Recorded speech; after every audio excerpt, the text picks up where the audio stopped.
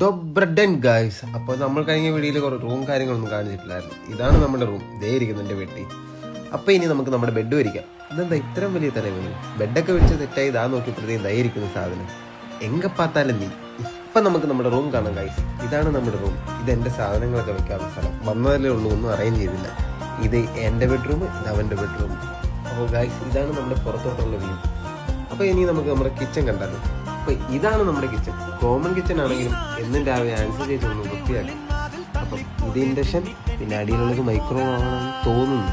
പിന്നെ ഇതാണ് ഗൈസ് കിച്ചണിൽ നിന്ന് പുറത്തോട്ടുള്ള ഔട്ട് വ്യൂ. ക്രിസ്മസ് ട്രീ ആണെന്ന് തോന്നുന്നു. അപ്പോൾ ഇതാണ് ഞാൻ നേരത്തെ പറഞ്ഞ നാൻസി ചേച്ചി. ഫിലിപ്പീനിയാണ്, 6 വർഷം ഇവിടെ വന്നത്.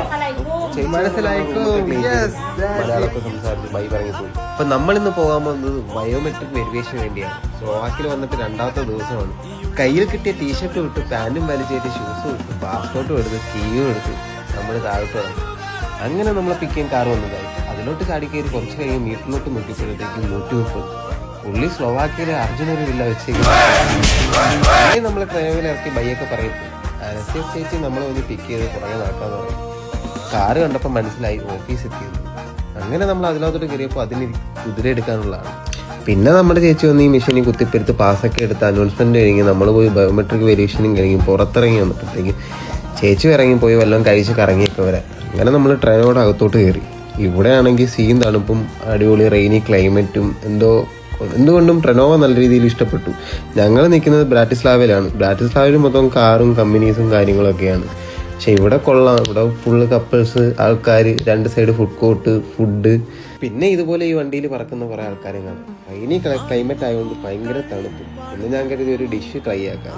അങ്ങനെ നമ്മൾ ക്യൂ നിന്ന് ഹോട്ട് ഡോഗ് കറി അടുത്തിരിക്കുന്ന പുള്ളിക്കാർ കുറേ ചില്ലറ കൊടുക്കുമ്പോഴത്തേക്കും ഡാക്വേ എന്ന് പറഞ്ഞു കഴിഞ്ഞാൽ ഇംഗ്ലീഷിൽ താങ്ക്സ് എന്നാണ്. പിന്നെ നമ്മുടെ കറിയും മേടിച്ചത് ടേസ്റ്റ് ചെയ്തു. എന്തോ മസ്റ്റാർഡ് മൈനസും പിന്നെ ചിക്കൻ സോസേജും ആണ് തോന്നുന്നത്.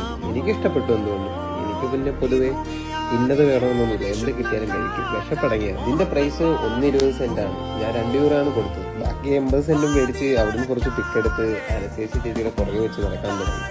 ചേച്ചി നല്ല വലിയാണ്. അങ്ങനെ നമ്മുടെ അണ്ണൻ നമ്മളെ പിക്കാൻ വന്നു. എൻ്റെ ഫ്രണ്ടിൻ്റെ അടുത്ത് പറയും ഫ്രണ്ട് കയറാൻ. അവനെ ഇഷ്ടപ്പെട്ടെന്ന്.